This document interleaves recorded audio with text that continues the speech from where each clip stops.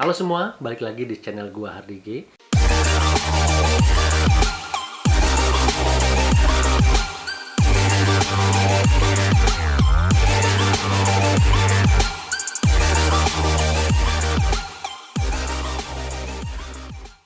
Di video kali ini gua mau ngebahas soal Chevrolet Captiva.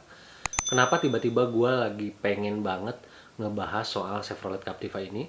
Karena belakangan ini banyak sekali teman-teman gua yang tiba-tiba nanya, susah nggak sih ngerawat mobil Chevrolet Captiva ini? Atau susah nggak sih nyari spare partnya atau servisnya gitu ya? Terus mahal nggak sih ngerawat mobil Chevrolet Captiva ini? Bahkan banyak juga orang yang tiba-tiba DM gua, yang mana gua juga nggak kenal, tiba-tiba nge-DM soal gimana sih caranya dapetin mobil Captiva yang oke, misalnya gitu ya. Terus apa sih tips ngerawat mobil Captiva gitu ya. Dan di video kali ini gue tertarik pengen ngasih sharing, ngasih pengalaman-pengalaman gue, dan yang menurut gue bisa dijadikan referensi buat kalian yang memang tertarik buat minang si badak ini. Jadi Captiva ini di komunitasnya sering dipanggil badak. Chevrolet Captiva 2400 cc ini bermesin bensin generasi pertama yang kini harganya mulai terjangkau di pasar mobil bekas.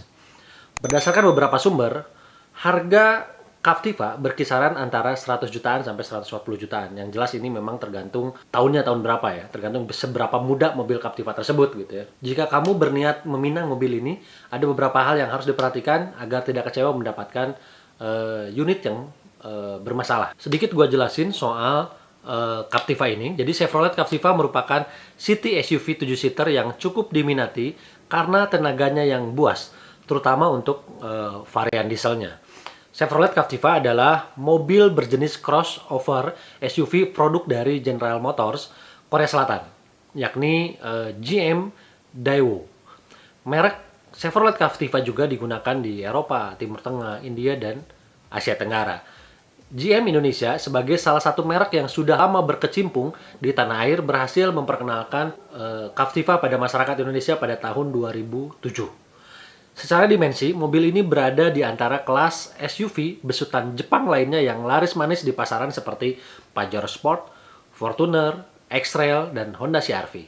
Saat pertama dimunculkan, Chevy lover beranggapan inilah penerus Chevrolet Blazer atau yang bisa disebut dengan kebo, yang pernah hits juga pada zamannya. Tetapi berbeda dengan Blazer yang kaku dan boros BBM, Captiva menggunakan platform monokok yang membuatnya jauh lebih nyaman. Varian bensinnya memang masih saja terbilang boros, sehingga kurang begitu disukai masyarakat. Tetapi di samping varian bensin, GM Indonesia juga melansir versi diesel yang berhasil sukses dan mampu bersaing dengan SUV besutan Jepang yang telah menjadi pasar otomotif di Indonesia terlebih dahulu. Nah, kita masuk ke dalam eksterior Chevrolet Captiva. Dilihat sekilas, bentuk bodi Chevrolet Captiva ini mirip dengan CR-V generasi ketiga. Desainnya terasa cukup maskulin untuk sebuah city SUV dengan nuansa mobil Amerika. Ditambah dengan penggunaan velg 17 inci menambah kesan macho. Nah, dengan bagian membulat, Chevrolet Captiva tampak elegan tanpa mengurangi kesan gagahnya. Pada versi facelift, grill yang dipasangkan menjadi lebih besar sehingga terlihat lebih gagah, dan perubahan bentuk headlamp yang lebih modern, namun untuk headlamp masih menggunakan proyektor halogen. Chevrolet Captiva ini tersedia sebagai pilihan untuk mereka yang memang bosan dengan merek mainstream seperti Honda, Toyota, atau Mitsubishi. Performa dan pengendaraan yang jempolan adalah nilai plus Captiva dalam menghadapi persaingan di kelas SUV. Meski secara dimensi mobil ini terbilang tanggung, namun utilitasnya tidak kalah dengan Pajero Sport ataupun Fortuner. Ground clearance tinggi, atap tinggi, serta kabin yang lega membuat mampu bersaing dengan kedua raja SUV tadi.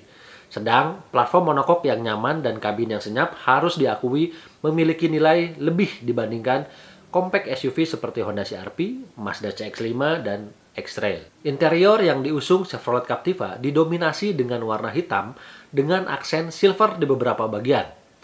Panel dashboard dan instrumennya panel dashboard dan instrumennya terlihat mewah meskipun material yang digunakan masih menggunakan plastik keras yang dirasa kurang baik dalam hal kualitas. Chevrolet Captiva ini memang kerap diincar oleh para pemburu SUV bekas. Desain mobil ini memang gagah, lalu Captiva juga cukup berkelas dan harganya relatif terjangkau. Kira-kira berapa juta sih harganya sampai terbilang terjangkau ya? Walaupun memang semua tergantung sama tahunnya. Jadi tadi sekiranya antara 100 juta sampai 150 juta atau bahkan mungkin ada beberapa yang 200 juta untuk seri facelift 3. Nah, kalau tadi kita bicara soal keasikan mengenai mobil badak ini, nah sekarang gua pengen cerita bagaimana sih resiko atau kelemahan dari si Captiva ini, atau bagaimana sih beratnya miara badak ini. Pertama adalah biaya perawatan cenderung mahal. Mesin Chevrolet Captiva ini memang terbilang bandel dan bagus serta tangguh.